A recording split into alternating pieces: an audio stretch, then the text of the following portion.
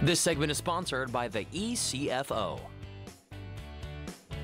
Well, we find ourselves back in the kitchen for Financially Fit Friday. It involves ECFO, Perry Jeffries III, and April happens to be Financial Literacy Month. So we're in the kitchen to get some common sense advice on savings.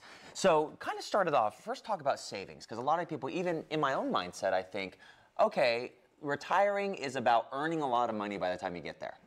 But that's not exactly the case. It's not exactly the case at all. So historically, we are probably in one of the markets where we probably have one of the lowest savings rates. Yeah. And unfortunately, it's because You're talking about Columbus? Yeah, absolutely. Wow. Just across the board. Okay. As far as Americans. So we're always looking for ways to identify where we can save some money or trim some fat. Right. Right. So that's why I kind of brought this illustration here, because we want to talk about how to save, and it's not as hard as we think it is, and also too how we can reallocate some of those dollars. Oh, I thought you were just a really thirsty person and you just wanted a lot of water for our segment. Indeed. You're using this water right here. Kind of demonstrate how this can kind of give people and get them inspired to save more. Yeah, so think about it this way. Yeah.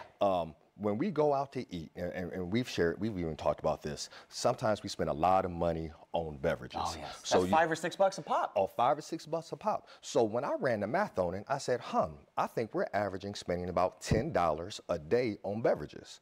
Where if we're spending $10 a day on beverages, that means that we're spending roughly $300 a month on liquid.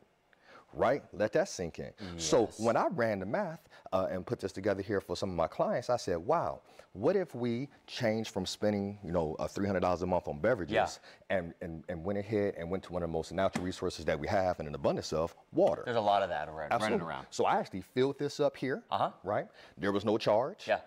I filled these up here with the water fountain outside, no charge. So if you think about it, $300 a month is really significant. It is. Right. And when I backed into the numbers, they kind of talk about compound interest as it relates to financial literacy. Okay, so compound interest, dive into that. Yeah, so $300 a month saved over 30 years at a 7% annual compound. Is that pretty common? 7%, it can be. Okay. Yep.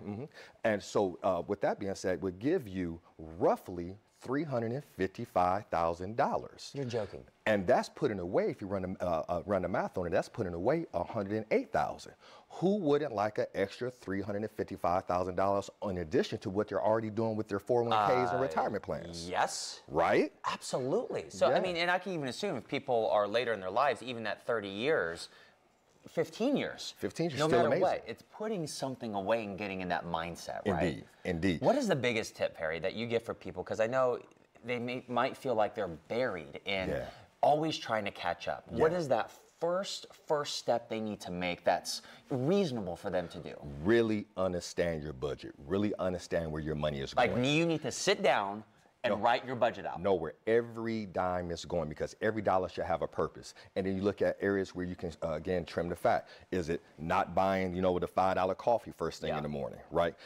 Is it maybe getting rid of a bill at the house that you don't necessarily need? Find out where you can trim the fat and then reallocate those dollars. That is awesome. And, like trimming fat, I can think of an analogy too, working out. It's not going to be easy. No. It's not easy. No. You can't lose weight without sweating a little bit. But like you said, if you want to get more financially fit, healthier, and wealthier, heed Perry's advice. And if you want that personal session with Perry, you can actually reach out to him by phone. Share the phone number with our viewers, Perry. 614-951-9112. Awesome. And that's my direct dial. You'll get to me directly. Well, you know what? We got some water here. Why don't we drink it? Perry, always a pleasure to have you in studio, Always sir. a pleasure. Cheers. Cheers. There you go. Hey, now we're going to check some of your grilled cheese recipes on National Grilled Cheese. How do you like your grilled cheese? Man, actually, my grilled cheese with a slice of tomato, if possible. You know, a lot of people like that.